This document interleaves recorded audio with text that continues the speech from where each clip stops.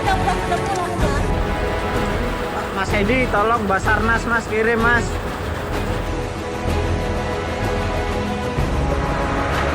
Resiko ya. Bang, tuh.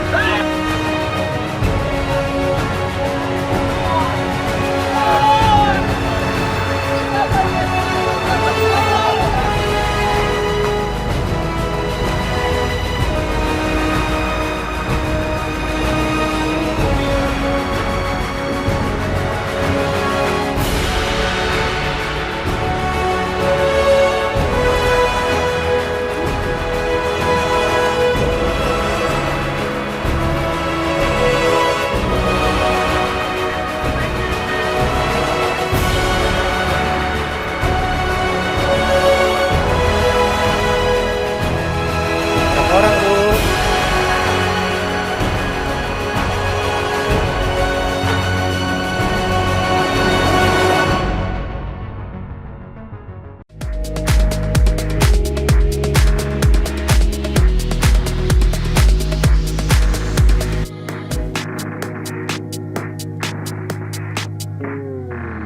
Hai, Assalamualaikum warahmatullahi wabarakatuh. Apa kabar? Harusnya sehat, meskipun cuaca dan musim pancaroba plus banjir. Nah, udah ketahuan narasumber saya nih. Iya, podcast kita hari ini dalam program Kongko bareng SMSI.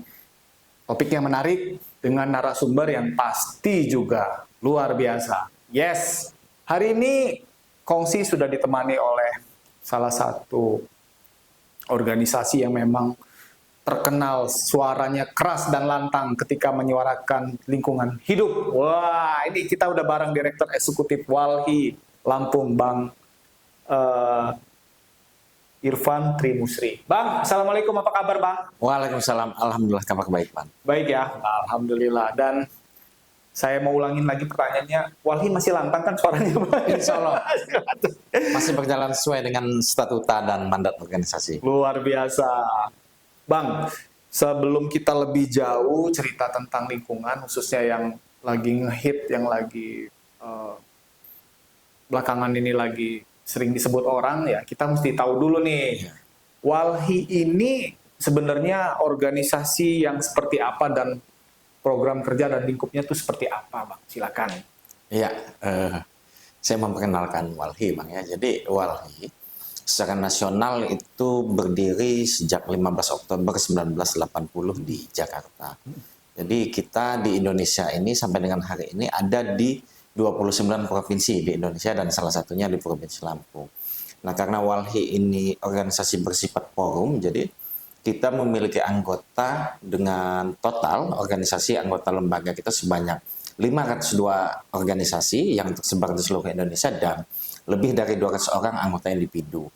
Nah, untuk di Lampung sendiri sebetulnya kita cikal bakal Walhi Lampung berdiri itu sejak tahun 1991. Namun kita baru didefinitifkan pada 15 Oktober 1996 pada saat PDLH, Pertemuan Daerah Lingkungan Hidup pertama. Jadi forum semacam kongresnya Walhi pertama tahun 1996 tersebut dideklarasikan Walhi Lampung dan sampai dengan hari ini kita alhamdulillah masih terus ada dan kita di Lampung sendiri memiliki anggota sebanyak 15 organisasi dan 1 orang individu.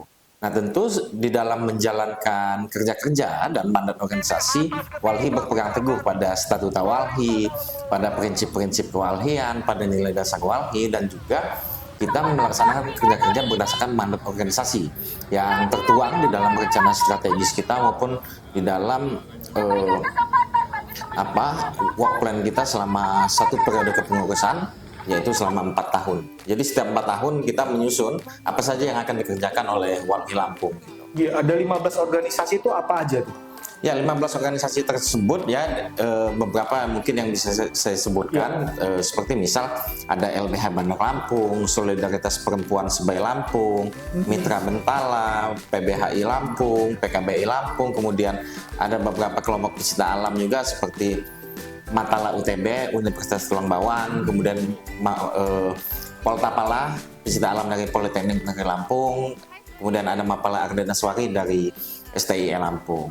Nah, kemudian saya tambahkan di dalam melakukan kerja-kerjanya sebetulnya ada beberapa hal yang menjadi titik tekan pada kegiatan atau aktivitas Walhi. Pertama itu mendorong kebijakan atau advokasi kebijakan, termasuk dia advokasi kasus-kasus lingkungan, Bang ya. Kemudian kedua juga kita melakukan upaya kampanye, sosialisasi dan edukasi baik itu kepada orang muda, kemudian kepada masyarakat secara umum. Dan yang ketiga tentu kita juga melakukan kerja-kerja di dalam konteks pemberdayaan masyarakat, terutama yang banyak dilakukan Walhi, pemberdayaan masyarakat terkait dengan masyarakat petani dan masyarakat nelayan. Untuk di Lampung, di daerah mana aja itu, Bang? Pemberdayaan masyarakat itu? Pemberdayaan masyarakatnya hari ini kita fokus di Kabupaten Pesawaran, itu ada di 2 tempat, dan juga di pantai timur Provinsi Lampung untuk kawan-kawan nelayan, yaitu ada di Kabupaten Lampung Timur dan Kabupaten Tulang Bawang. Itu pemberdayaannya seperti apa sih, Bang? Transfer ilmu atau? Ya, transfer ilmu, kemudian mendorong bagaimana praktik pengelolaan lingkungan yang berkelanjutan gitu. Termasuk kita juga memberikan edukasi kepada kawan-kawan petani, kawan-kawan nelayan gitu ya. Nah, misal seperti kawan-kawan petani ini, kita kan kawan-kawan petani yang kita dampingin ini kan petani di dalam kawasan hutan. Di dalam lahan negara, kan? Nah, bagaimanapun juga kan sebetulnya keberadaan petani di lahan itu tidak terlepas daripada abainya peran negara, sehingga masyarakat itu tidak memiliki akses terhadap sumber daya alam di luar kawasan hutan, sehingga sejak puluhan tahun yang lalu mereka mengelola kawasan hutan.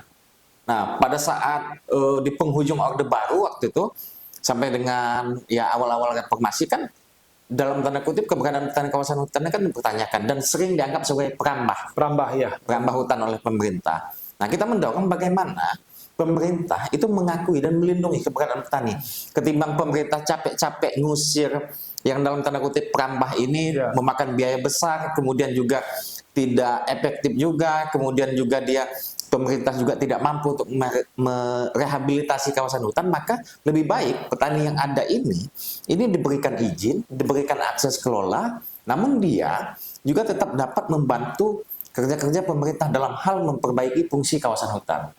Nah, disitulah salah satunya peran Walhi.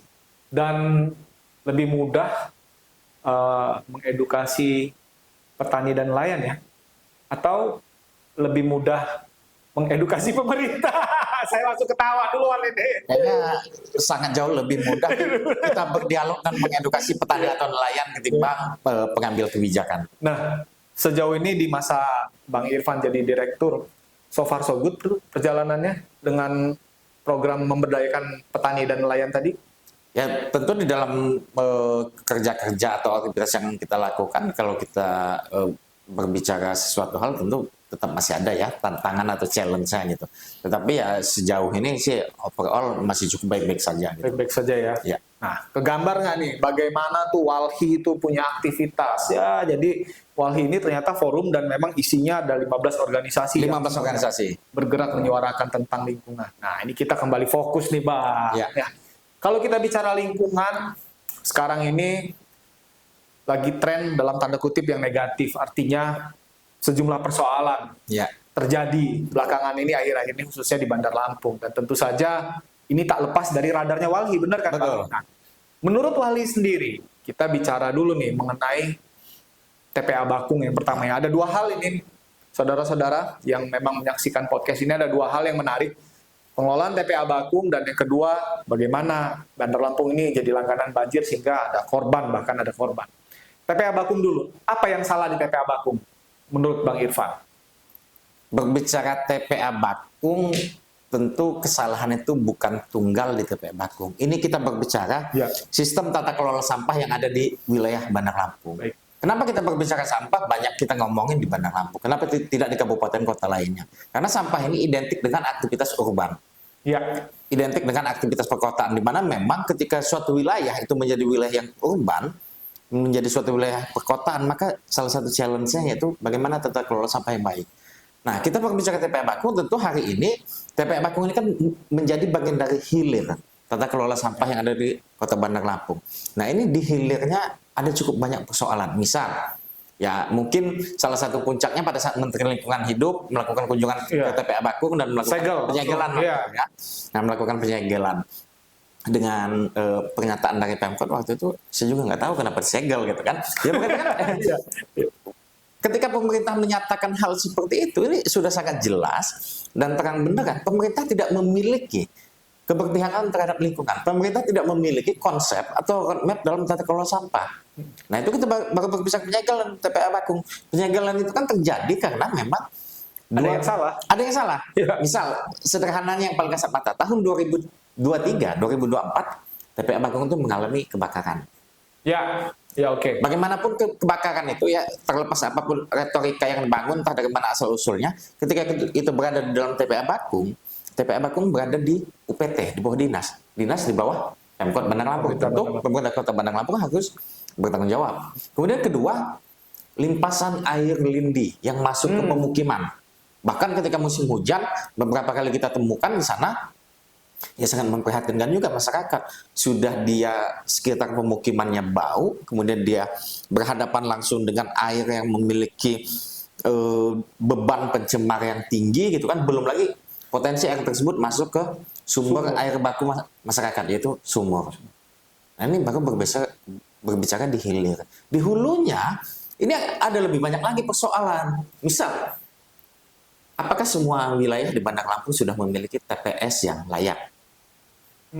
Jangankan TPS yang layak, sebaran TPS-nya pun belum merata di Kota Bandar Lampung. Sehingga masih cukup banyak sampah-sampah di Kota Bandar Lampung yang tidak berhasil terangkut, yang kemudian mengalir ke sungai dan bermuara ke Teluk Lampung. TPS belum ada. Sarpras, seperti mungkin abang sering melihat lah ya ketika berangkat kerja atau aktivitas, bagaimana truk sampah yang sudah tidak layak pakai, truk sampah yang sudah over capacity itu berseliweran di Kota Bandar Lampung. Tadi mengenai TPS dan lain-lain tadi, ini saya langsung semangat nih. Ya. Wali punya datanya. Kita Sebaran yang tadi dibilang belum ideal dan lain-lain tadi. ya data-data terkait dengan sebaran TPS yang belum ideal itu masih kita collecting sampai dengan hari ini. Kita sudah ada data beberapa titik yang memang keberadaan TPS itu bukan hanya di pinggir jalan, tapi saya pernah menemukan secara langsung di depan mata saya, dia di badan jalan, mau makan jalan. Di Jalan Wan Abdul Rahman, Ya. di sekitaran Bumi Keraton Resort, Ya. TPS-nya berada, baknya itu di badan jalan. Saya setiap Rabu malam lewat situ, Bang. Nah, pasti ketemu kan TPS Iya, itu? iya. Ya. Ada, iya. Belum lagi yang di wilayah-wilayah pemukiman lain yang pinggir jalan, kadang dia hanya ditumpukan suatu truk, ketelatan ngangkut, segala macam, belum sampahnya berserakan, dan aroma sampah ini kan sangat luar biasa mengganggu, baik itu penggangguan secara indera penciuman maupun jika dia diakumulasi dalam jangka waktu lama, ini juga akan berpengaruh terhadap kesehatan masyarakat di sekitar TPS. Artinya menurut kacamata Walhi, pengelolaan sampah di Bandar Lampung sampai saat ini belum baik ya? Belum baik dan belum ada upaya atau keseriusan untuk menuju baik. Nah, bentar Bang, ini kan kalau tadi kan disampaikan bahwasannya memang Walhi juga memberikan masukan, memang edukasi. Ya. Udah pernah coba belum sih ilmunya Walhi dari berbagai macam keahliannya Walhi dari berbagai macam literatur dan lain-lain lah mungkin untuk disampaikan ke pemerintah Bandar Lampung, dikasih saran loh, duduk bareng, itu udah pernah belum? Ya, kalau kita berbicara menyampaikan apa rekomendasi Iya, kita, rekomendasi dari Walhi. bagaimana Pengelolaan sampah dulu nih, ya. Baik itu pengelolaan sampah maupun isu lingkungan secara general, hal itu sudah tidak kurang, selalu kita sampaikan. Baik itu melalui kepala dinas maupun kepala SKPD, termasuk ke beberapa anggota legislatif. Tapi kalau ke wali kota langsung, kayaknya selama 6 tahun menjabat ini kita juga belum pernah berinteraksi langsung dengan wali kota ini gitu ya. Nah, hal itu selalu kita sampaikan. Dan kan sebetulnya kalau memang ada keseriusan, tidak perlu menunggu rekomendasi dari wali. pemerintah Kota Bandar Lampung itu tidak kekurangan sumber daya manusia. Tinggalkan sumber daya manusia yang ada, apakah itu ditempatkan di tempat yang pas dan dipergunakan atau diberdayakan kemampuan dan keilmuannya sesuai dengan bidangnya gitu kan? Kan tidak seperti itu juga tata kelola pemerintahan kita hari ini. Artinya sampai saat ini pengelolaan sampah dengan data yang disampaikan tadi itu belum baik, sehingga Belum baik. jangan heran di hilirnya ini di TPA Bakung Di itu TPA penuh masalah. Penuh dengan masalah, apalagi dengan sistem TPA Bakung kita yang masih open dumping. Jadi kan pasca Undang-Undang Persampahan, Ya. Undang-Undang 18 2008, itu kan semua wilayah perkotaan itu tidak diperkenankan lagi menggunakan TPA yang bersifat open dumping. Open dumping. Jadi dia harus menggunakan sistem sanitary landfill atau enggak seminimal mungkin kan kontrol landfill. Nah, tetapi Bandar Lampung dari Undang-Undang Pengelolaan Sampah berarti dari tahun 2008 sampai dengan hari ini 2025 kurang lebih 17 tahun dia tidak ada pembenahan terkait dengan sistem pengelolaan di TPA Bakung. Ya. Karena kan open dumping ini dia bukan hanya sampah yang tidak dapat terkelola dengan baik. Jadi dia juga berpotensi menimbulkan masalah yang jauh lebih besar. Misal Undang-Undang Pengelolaan Sampah kita itu lahir dari kejadian TPA Lui Gajah. TPA Lui Gajah itu berada di sekitaran kota Bandung ya, di Provinsi Jawa Barat gitu. Jadi pada saat itu akibat akumulasi dari gas metan yang dihasilkan oleh TPA itu kemudian mungkin dipengaruhi oleh sistem oleh keadaan cuaca dan lain-lain sehingga gas metan tersebut terpicu menjadi sebuah ledakan yang besar dan menenggelamkan puluhan pemukiman. Kejadian itu ya. Kejadian itu dan TPA Bakung jika tidak dibenahi, jadi tidak menutup kemungkinan akan seperti TPA Lui Gajah. Sebentar Bang, open dumping itu kalau diterjemahkan dalam bahasa yang cepat dipahami itu seperti apa sih Bang? Angkut buang. Oh yang seperti yang Iya. oke. Angkut dari mana-mana, Ya, buang mutlak di situ. TPA. Udah, dibiarkan kita aja, tidak ada perlakuan apa-apa. Paling perlakuannya diratakan menggunakan ekskavator. Oke. Tidak ada perlakuan khusus sama sekali. Kalau berdasarkan undang-undang yang tahun 2008 tadi, sanitary landfill itu di bagaimanakan? Kalau jadi sanitary landfill itu kan dia untuk mengurangi beban pencemar segala macam. Jadi di bagian dasar TPA itu dia dibuat lapisan untuk menghindari rembesan air. Kemudian setiap ketebalan berapa sampah itu ditutup dengan tanah. Oke. Tutup lagi dengan bisa menggunakan plastik membran. Jadi dia dibuat per layer.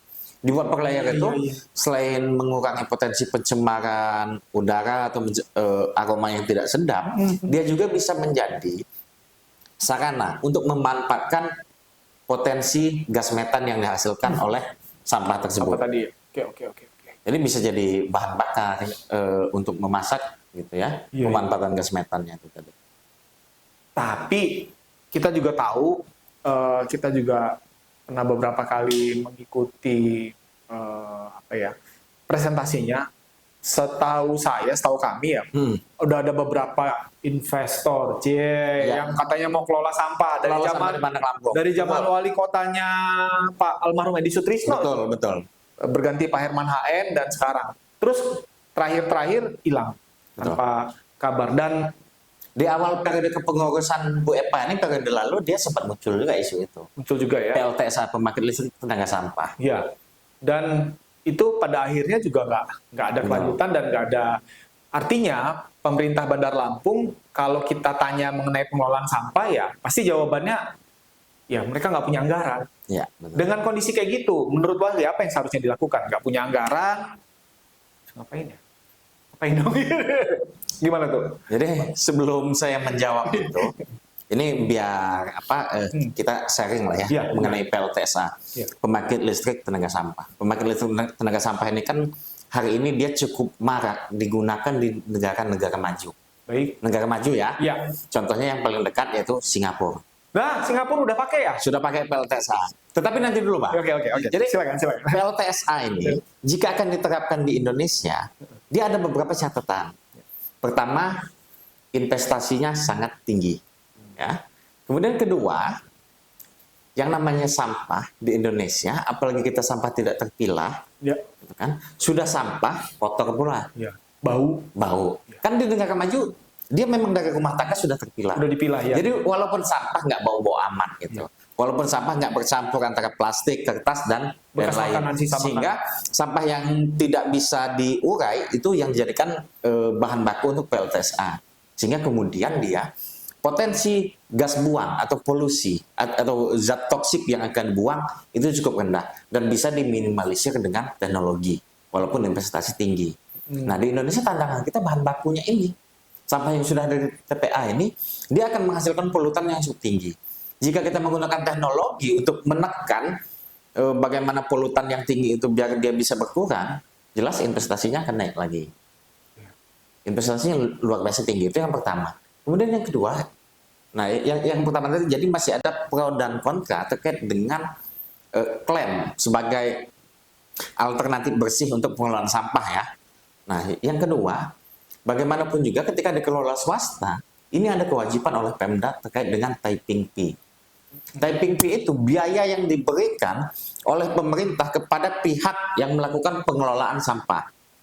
Di tahun 2021 itu pernah kita riset. Jadi lebih kurang dengan estimasi sampah di Bandar Lampung per hari 800 sampai 1000 ton. Ya. Itu dalam jangka waktu 1 tahun, Bandar Lampung harus mengeluarkan sekitar 120 miliar untuk typing fee. Typing fee-nya. Jelas, Pemkot belum tentu mau. Nggak mau. Nah, itu gambaran terkait dengan PLTSA. Nah, kemudian lagi berbicara mungkin apa ya, alasan atau pembelaan yang sangat absurd lah ya, nggak ada anggaran segala macam. Kita pakai terminologi terbalik gitu. Sampah ini kenapa harus dikelola dengan baik? Sampah ini bukan barang yang kosong, Bang. Di struktur keuangan daerah, sampah dia menghasilkan PAD yang cukup besar. Bahkan yang dikorupsi saja mencapai 30-an miliar waktu itu kan. Iya. Jadi retribusi sampah itu berkontribusi cukup besar terhadap APBD. Tetapi kan yang kita tidak pernah tahu dari PAD sampah itu berapa persen sih yang kembali dialokasikan untuk pengelolaan sampah. Jadi kalau kita bilang nggak ada anggaran ya ini hal yang nggak masuk di akal juga. Orang dia ngasilin duit kok ketimbang, ya kalau kita berpikir pragmatis, ketimbang membangun jalan nih nggak ada duit yang dihasilkan oleh Pemkot, oleh Pemprov gitu, kecuali jalan tol gitu kan. Iya. Nah, sampah dia ada hasilnya, tetapi berapa persen yang dikembalikan untuk pengelolaan itu yang belum pernah terjawab sampai dengan hari ini gitu. Jadi bukan suatu alasan kalau berbicara tidak ada anggaran. Selagi pemerintah fokus, dan ini kan memang kita berbicaranya jangka panjang, kan tidak mungkin juga persoalan ini selesai dalam setahun 2 tahun gitu kan. Minimal 3 tahun setidaknya itu sudah ada perubahan. Sudah ada perubahan yang cukup terlihat baik oleh publik maupun perubahan dalam pengelolaannya gitu. Dan untuk Bandar Lampung sebaiknya menggunakan metode pengelolaan sampah yang seperti apa nih Bang? Yang nggak terlalu tinggi tapi masih bisa berjalan. Ya kalau kita berbicara investasi yang tinggi sih sebetulnya kita kesampingkan dulu lah ya PLTSA itu. Dengan TPA Bakung itu dibuat sanitary landfill, kemudian Bandar Lampung mulai dari proses awal itu sampahnya terpilah. Itu hal yang sangat baik bagi pemerintah Kota Bandar Lampung. Hari ini kan misal, abang saya minta untuk memilah sampah di rumah. Nah, jadi setiap pagi atau setiap sore abang buang sampah ke depan ada 3 bak misalkan, organik, anorganik, dan B3. Ya. Sakit hati nggak ketika dimasukin di mobil ditumpukin jadi 1 aja? Iyalah. Capek-capek kan kita memilah. Maka infrastruktur persampahan juga termasuk pengangkutan itu harus dibuat terpilah juga. Baru di TPA Bakungnya enak. Ini yang organik diturunkan di mana, anorganik diturunkan di mana, yang B3 seperti apa gitu kan. Wah, ini kompleks banget ya kalau mau dibenahi memang. Tapi Kompleks. bukan tidak bisa ya Bang? Bukan tidak bisa dan bukan tidak mampu. Saya sangat yakin ini bisa dan mampu. Ini hanya berbicara mau atau tidak mau. Di Indonesia, kota mana yang sudah baik pengelolaan sampahnya? Udah mulai baik lah. Ya sudah mulai baik sih, ada beberapa kota lah ya, seperti misal ya kalau kita mau berbicara 100% kan memang belum ada di Indonesia ya. Beberapa wilayah itu seperti Surabaya, kemudian Jakarta, Bali juga sudah cukup baik. Setidaknya mereka misal termasuk Kota Bogor ya, setidaknya mereka membatasi sampah dari hulu. Jadi kalau abang ke Jakarta, Bogor, Bali atau beberapa kota besar, setidaknya kita belanja itu si pihak minimarket atau supermarket sudah tidak menyediakan kantong plastik. Plastik lagi ya. Kalau mau, kamu bawa kantong belanja. Kalau nggak mau, kamu beli kantong belanja kain Yang kain atau kertas gitu kan. Setidaknya itu kan walaupun tidak terlalu besar, dia sudah mulai mengurangi volume atau timbulan sampah. Baru kemudian kita berbicara pengelolaan di hilirnya. Karena kan memang, kenapa saya bilang di Indonesia bisa kita katakan belum ada yang baik. Misal salah satu hal yang paling mendasar di bagian hilir, TPA kita ini kan kata-kata memang TPA yang sudah 10, 15, atau 20 tahun yang lalu. Sebelum tren pengelolaan sampah, TPA kita sudah existing. Jadi agak sulit untuk merubah atau memaksimalkan pengelolaannya. Berbeda hal dengan memang TPA baru yang sudah disiapkan gitu kan. Iya, iya. Nah, tapi kan setidaknya di wilayah itu ada upaya, ada hal yang bisa kita contoh.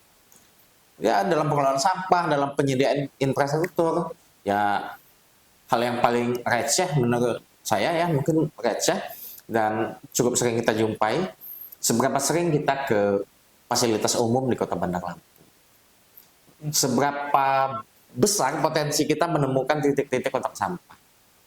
Iya juga Ya kan? Iya, susah kan? Susah, benar itu ya. Itu hal yang paling sederhana. Iya. Di tempat umum, fasilitas umum, bahkan di kantor-kantor pemerintahan.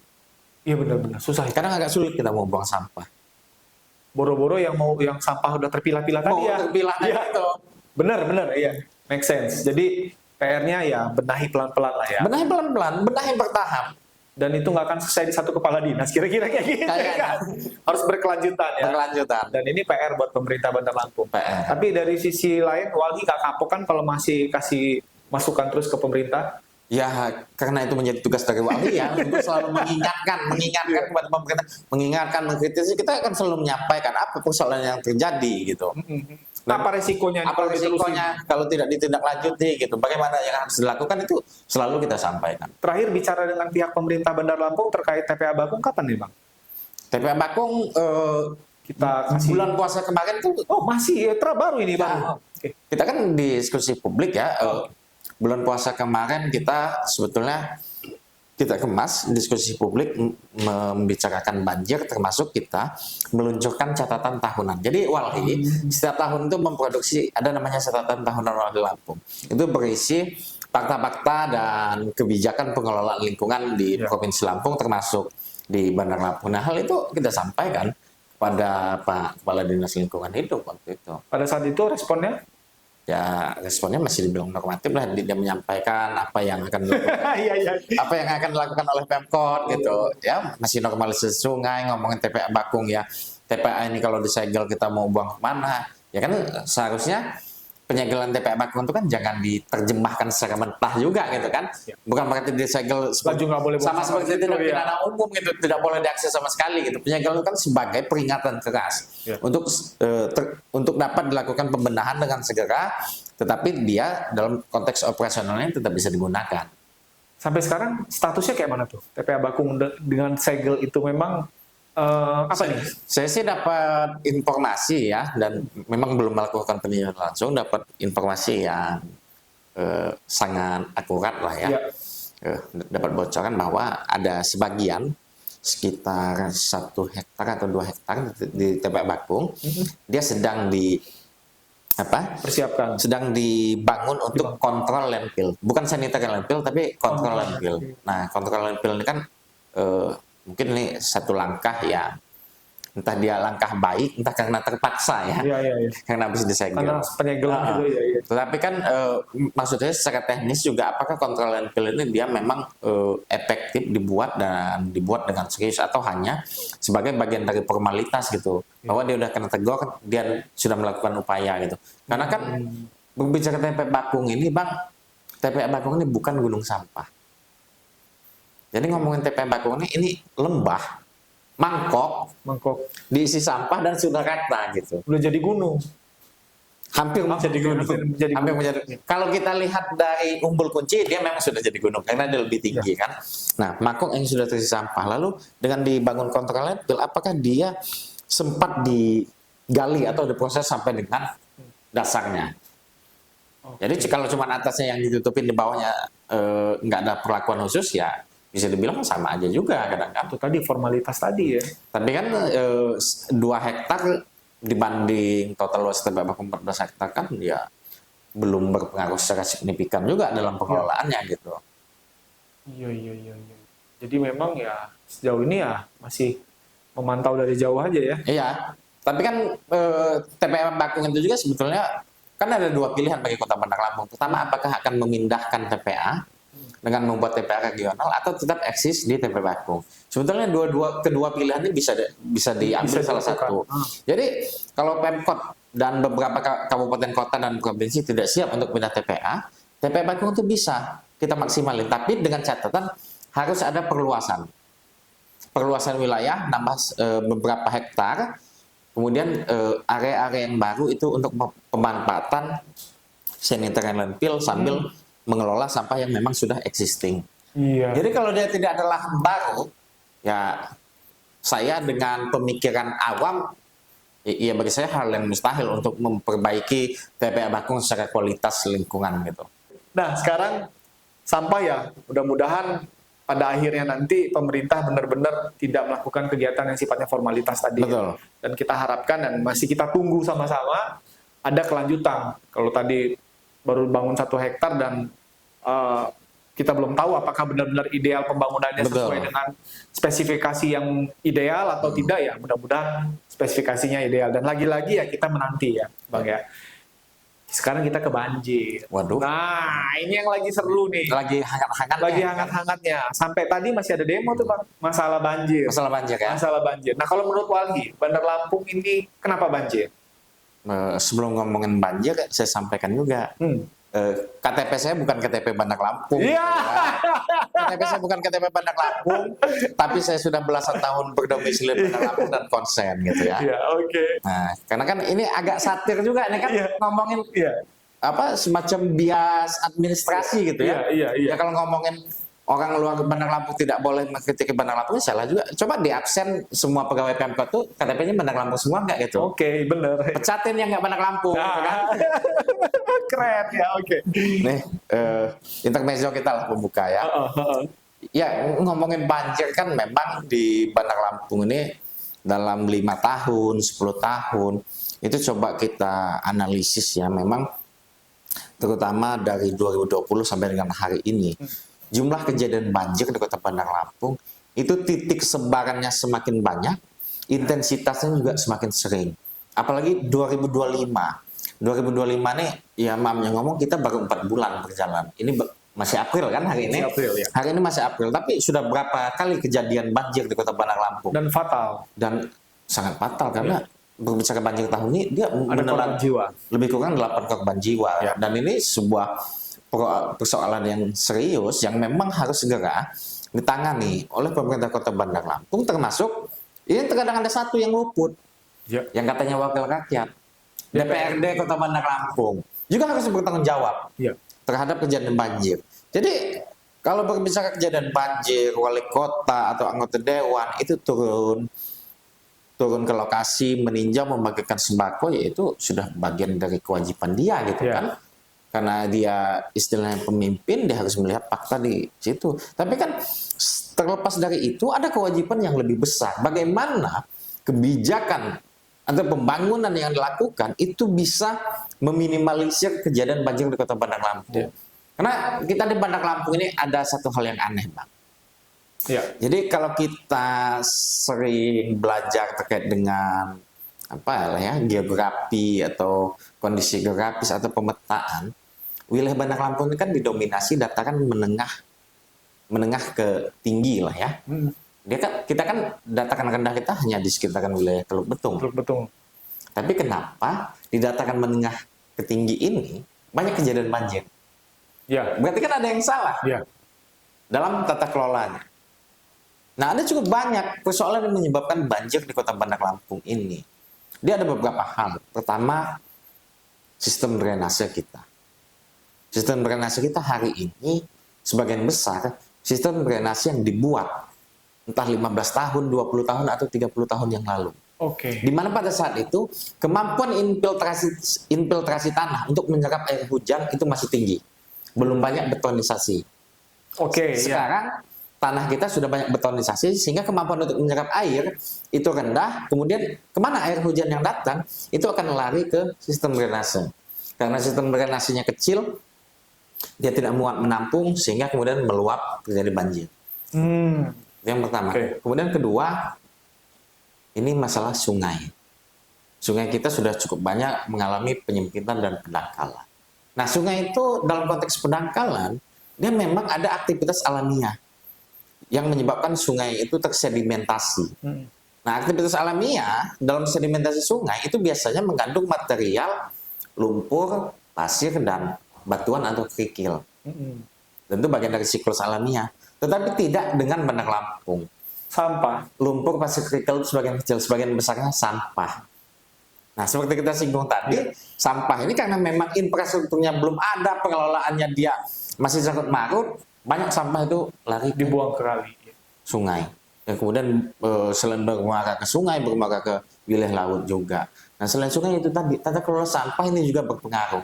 Kalau Bandar Lampung berhasil mengangkut semua sampah rumah tangga ke TPA, mungkin potensi sungai di kota Bandar Lampung untuk memiliki sedimentasi sampah itu akan berkurang secara signifikan.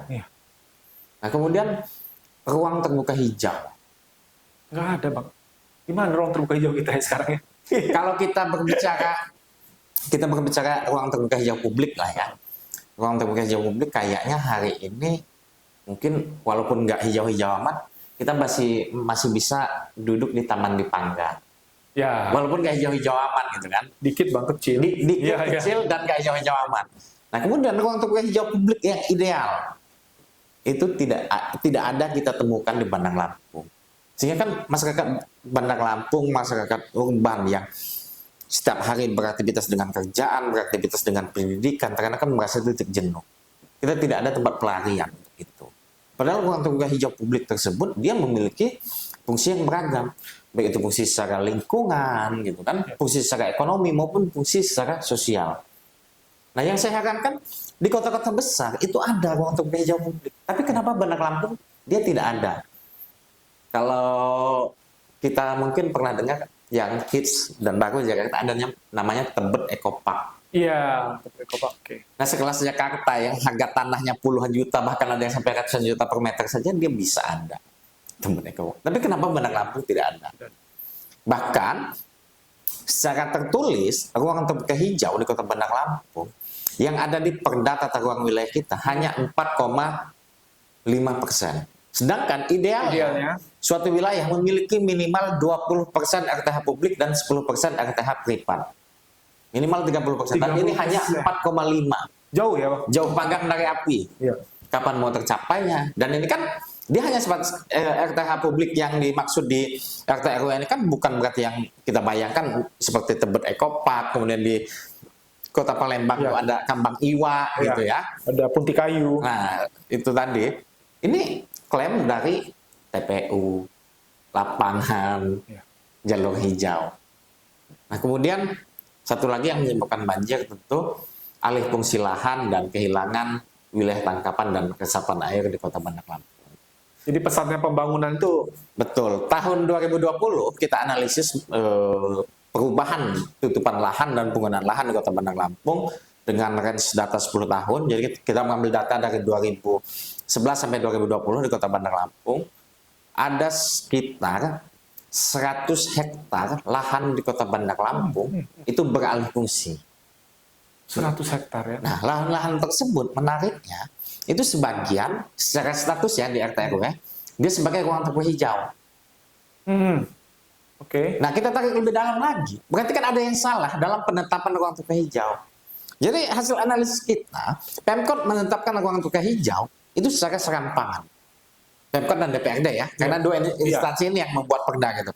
Jadi ketika Abang punya lahan 1 hektar di kota, nganggur belum diapa-apain, dicek-cek aja Bang di peta tata ruang, siapa tahu dia telah diplottingkan sebagai ruang terbuka hijau oleh pemerintah kota. Oh iya, memang saya pernah dengar itu ada kejadian ya. Tiba-tiba dia nggak tahu apa-apa, tahu-tahu udah jadi RTH. Lahannya sudah jadi RTH, kemudian ketika kita melakukan pembangunan di situ dan mamnya ngomong kita tidak tahu, kebetulan ada orang atau pihak lain yang tidak suka dengan kita, masuk laporan tindak pidana. Alih fungsi lahan lindung. Iya. Kan RTH itu dalam rezim tata ruang dia masuk sebagai kawasan lindung.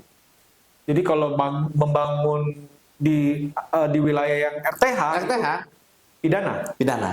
Wah. Udah kita yang punya tanah, kita nggak tahu apa-apa, Iya. dan kita ketemu apesnya, kita bisa dipidana. Wah, iya. Dan terkadang kan upaya penegakan hukum atau sanksi ini jauh lebih condong kepada perseorangan ketimbang kepada badan hukum. Betul. Termasuk salah satunya ngomongin banjir ini. Hari ini kan lagi, bukan hari ini, hampir 1 bulan kan lagi agak gencar pembongkaran bangunan-bangunan di sepanjang Di atas, sungai. iya, oke. Di atas sungai, di pinggir sungai, apalah judulnya itu Iya. kan. Nah itu kan semua kan lahan pemukiman warga, lahan perorangan. Walaupun memang ada pernyataan dari wali kota sudah dilakukan dialog dan sudah ada kesepakatan dan lain-lain, ya kita nggak tahu lah ya, mudah-mudahan yang disampaikan itu sesuai dengan fakta. Tapi kan yang tidak kalah penting, lalu bagaimana perlakuan Pemkot terhadap korporasi atau badan hukum yang melakukan hal yang sama, bangunannya ada di badan sungai atau dia mengambil badan sungai. Dan Walhi punya catatan tersendiri untuk hal tersebut? Ada dekat dari sini, Hotel Horizon, Oke, ya di bawahnya kan sungai. di bawahnya sungai, benar. Iya, tempo hari sempat ramai karena banjir dan betul lain-lain. sekali. Iya. Pada saat awal Hotel Horizon berdiri tahun 2015 kan sempat banjir. Iya, Akibat iya. Sungai Waiawi kalau tidak salah ya. Iya, benar. Itu ditutup oleh Hotel Horizon. Dia bukan hanya memakan badan sungai. Sungai Waiawi itu di bawah tapak Hotel Horizon. Nah, seru nggak tuh? Kita lihat nih. Berani nggak bongkarnya gitu kan? Benar. Dan hal-hal yang dilakukan oleh pemerintah Bandar Lampung, katakanlah penertiban bangunan di atas sungai milik perseorangan tadi, menurut Walhi sendiri, itu apakah signifikan mengurangi banjir? Ya tidak signifikan. Nah, di awal periode pengurusan wali kota kita yang periode lalu, itu dulu kan kalau abang masih ingat ada namanya program gerbek sungai. Ya, oke. Gerbek sungai. Walaupun hanya beberapa bulan saja Bentar dilakukan itu ya. Nah, kita sampaikan di sini bahwa gerbek sungai Itu Walhi ikut terlibat enggak, pada saat itu? Dilibatkan? kita tidak dilibatkan, tapi kita menyampaikan beberapa rekomendasi kita kepada forum yang selenggarakan Pemkot ya, karena kan gerbek sungai itu menjadi andalan mereka untuk berbicara Pencitraan. normalisasi. Iya. Untuk normalisasi sungai, mencegah banjir katanya. Ya. Normalisasi sungai itu memang dia salah satu upaya untuk mengurangi banjir. Tapi itu bukan sumber tunggal. Dari 5 masalah yang saya sampaikan tadi, itu harus dijalani secara bersamaan. Tidak bisa dimulai hanya satu-satu. Tidak bisa dijalankan secara parsial, tapi harus secara komprehensif. Komprehensif. Oke. Secara berbarengan dan secara terus-menerus. Ya. Karena misal sini sungainya dikeruk, tapi wilayah tangkapan airnya, RTH-nya nggak ada untuk nyerap air. Ya tetap air itu akan lari ke sungai. Tetap terjadi luapan. Drainase nggak dibenerin? Drainase nggak dibenerin, sama aja. Iya. Tata kelola sampah nggak diperbaiki, tetap sekarang dikeruk, sebulan kemudian sedimentasi sampah juga akan tetap tinggi. Alih fungsi lahan tadi. Alih fungsi lahan itu tadi. Makanya semua permasalahan itu harus dikerjakan secara bersama-sama dan secara terus-menerus. Oke, kita tidak berharap banjir akan hilang, tapi setidaknya banjir ini bisa kita reduksi, bisa kita kurangi kejadiannya, bisa kita kurangi dampaknya. Jika hal itu terus dilakukan. Dan ini sementara ini yang sama-sama kita lihat baru sebatas penertiban itu ya, dan pengerukan. Penertiban dan pengerukan sungai katanya itu kan. Iya. Dan penertiban tadi ya baru seperti yang disampaikan Bang Irfan tadi, bahwasanya baru yang perorangan. Korporasi kita belum lihat nih. Korporasi kita belum lihat Iya. tindakan yang dilakukan. Jadi sebenarnya banyak sekali yang harus dilakukan. Betul. Dan sejauh ini, nah terkait penanganan banjir ini udah pernah menyampaikan rekomendasi juga ke pemerintah Bandar Lampung, Walhi? Ya, penanganan banjir yang selalu kita sampaikan Pemkot itu upaya mitigasi untuk mengurangi kejadian. Ya. Nah, hari ini kan Bandar Lampung terus-menerus terjadi banjir. Upaya pencegahan itu tidak dilakukan. Kemudian, misal ada salah satu hal juga yang perlu kita tanyakan, upaya edukasi yang dilakukan untuk memitigasi masyarakat, apa pernah dilakukan? Ketika banjir ini harus ngapain, titik evakuasi di mana, ini kan tidak ada. Semuanya kan berjalan secara naluri saja. Ketika banjir, masyarakat itu menganggap ada suatu fasilitas umum atau fasilitas sosial, berkumpul saja di situ gitu kan. Tidak pernah teredukasi gitu. Dan tidak pernah terfasilitasi oleh pemerintah gitu. Ya, ketika masyarakat kumpul, ngungsi, bagi sembako gitu ya. Ya. Mungkin bagi tali asih juga, mungkin kan kalau yang dapat tali asih gitu. Dan hanya sebatas itu saja. banjir lagi. Upaya untuk memperkuat masyarakat itu tidak ada ketika banjir lagi ya. Ya itulah apa? Itu lagi yang dilakukan. Template di polnya kan dia terus mengulang seperti itu. Iya. Dan yang mungkin dilakukan ini menurut Walhi oleh pemerintah Kota Bandar Lampung, mungkin dilakukan ini dalam arti memang ya dengan kapasitas pemerintah Bandar Lampung yang ada sekarang, mungkin dibantu dengan pemerintah provinsi ya, karena kita lihat gubernur dan wakil gubernur juga sudah mulai turun terus ya, sudah mulai bawel nih masalah banjir. Apa yang harusnya yang mungkin dilakukan oleh? Ya pertama itu tadi kan untuk menghindari dampak yang lebih buruk itu kepada masyarakat itu harus kita berikan edukasi. Mitigasi tadi itu ya. Mitigasi, kemudian bagaimana pemerintah Kota Bandar Lampung juga harus siap menyediakan infrastruktur ketika kejadian bencana. Hal ini kan tidak pernah dilakukan, bahkan mudah-mudahan saya yang tidak pernah dengar ya. Selama kejadian banjir di Bandar Lampung, apakah pemerintah Kota Bandar Lampung pernah menetapkan status tanggap darurat bencana? Oh, belum ada. Pernah nggak jadi berita atau disampaikan? Tidak pernah ada. Gitu. Baru ada didorong oleh anggota DPRD provinsi pada saat itu. Sudah perlu nih tanggap bencana nih. Karena bencananya hampir tiap minggu bahkan sekarang itu kan, ketika hujan turun jadi bencana. Nah itu penuhi bagaimana prosedur atau standar mitigasinya, standar evakuasi agar ketika terjadi banjir itu masyarakat bisa meminimalisir dampak yang dirasakan. Dan yang tidak kalah penting juga upaya-upaya pengelolaan lingkungan tadi. Ada 5 komponen yang menjadi penyebab banjir tadi juga harus segera dilakukan oleh pemerintah Kota Bandar Lampung. Karena kalau kita berbicara pembangunan, Bandar Lampung ini bukan hanya kita ngomongin pembangunan jalan, bukan hanya pembangunan monumen-monumen, apalagi ngomongin pembangunan sebuah jembatan. Jembatan gantung. Jembatan gantung atau jembatan milenial gitu kan. Bahkan kan beberapa kalimat satir di sosial media ya warga Bandar Lampung kalau tidak ada tempat mengungsi ketika terjadi banjir yang ngumpul aja di jembatan JPO antara Pemkot dengan Masjid Al Furqon gitu kan. Karena memang itu fungsinya katanya. Karena ya kita bukan tidak menghargai keberagaman, kita bukan tidak menghargai fasilitas yang dapat dimanfaatkan publik lah ya, semuanya juga punya hak gitu. Tapi kan ini kita berbicara proporsional dan mana yang harus menjadi skala prioritas gitu. Banjir di Bandar Lampung hari ini sudah sangat gawat gitu, bukan hanya cemas lagi, sudah sangat gawat. Ini kita rasakan bulan April ini gitu, baru 4 bulan tahun 2025 berjalan, sumbangannya sudah sangat luas gitu, dan ini harus segera ditangani. Iya, luar biasa. Dan sudah banyak masukan dan sederhana masukannya, walaupun jawabannya banyak ini Bang. Yang harus dilakukan banyak, tapi masukan-masukan yang disampaikan oleh Direktur Eksekutif Walhi Lampung tadi emang benar-benar nyata. Tidak ada tendensi apa-apa ya Bang. Ada tendensi. Itulah yang terjadi. Itu yang terjadi. Hal ini yang selalu kita sampaikan sejak dahulu sampai dengan sekarang. Kita berbicara fakta gitu kan. Ya. Kita berbicara fakta, bukan berbicara opini, karena Walhi juga sebagai organisasi lingkungan kita melakukan analisis, melakukan riset, turun ke lapangan gitu kan, melihat bagaimana fakta atau kejadian itu terjadi gitu. Ya. Dan sekali lagi ya, semoga apa yang kita bicarakan, yang kita bahas tadi melalui kongsi hari ini bermanfaat buat kita semua. Dan untuk Walhi, tetaplah berkibar dan tetaplah lantang menyuarakan. Insya Allah, insya Allah. Terima kasih Bang Irfan, kami undur diri. Wassalamualaikum warahmatullahi wabarakatuh. Waalaikumsalam.